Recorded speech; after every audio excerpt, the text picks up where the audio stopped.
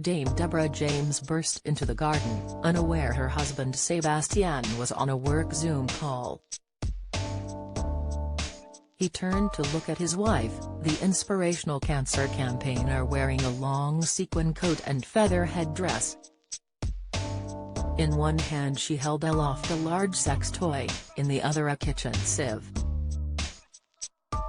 This is the memory that Lauren Mahan says most encapsulates the essence of her best friend, who died last week aged just 40. "I am so proud of the dame, I am in awe of her, but I am sorry, I miss the deviant," cancer activist Lauren says on the latest episode of BBC's Me and the Big C, the podcast she co-hosted with Deborah. During her short life, campaigner Deborah raised millions for Cancer Research UK, inspired many with her optimism and courage showcased through her social media account @BowelBabe, and saved lives as she encouraged people to seek medical help if there was blood in their stool.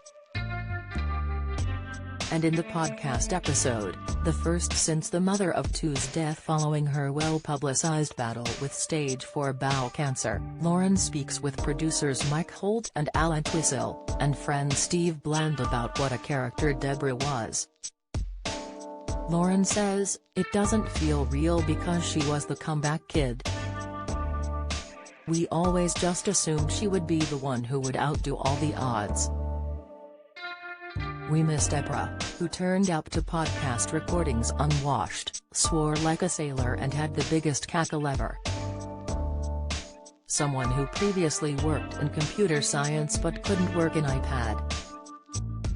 Al says, "She was sophisticated when she wanted to be, but the flip side of that was she was a little bit mad." They recall how she was late for everything, had a wicked sense of humor and a twinkle in her eye. How they danced and drank Prosecco with a friend who had an amazing laugh but sang like a lawnmower. A woman who had no qualms stripping to her underwear at a taxi rank in broad daylight to change her dress. Steve, whose wife Rachel co-hosted the podcast until her death from breast cancer in 2018, says, "Deborah was bonkers and wonderful in every single possible way, but for all the bonkersness I think about all the people she helped and is going to keep on helping. A lot of people perhaps only got to know her in the last 7 or 8 weeks, but for 5 years, she's been doing this. She's been helping people.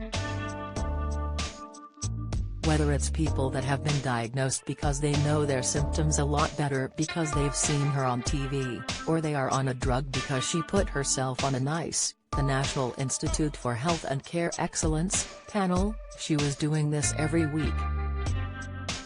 There are so many people alive directly because of Deb. That's an amazing legacy. Although many people have Deborah to thank, Lauren points out that she too was thankful for them. Deb, as much as she came across as bullshit, was sensitive.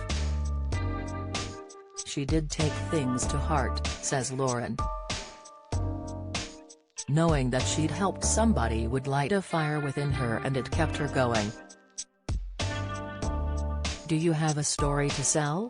Get in touch with us at webcelebs@mirror.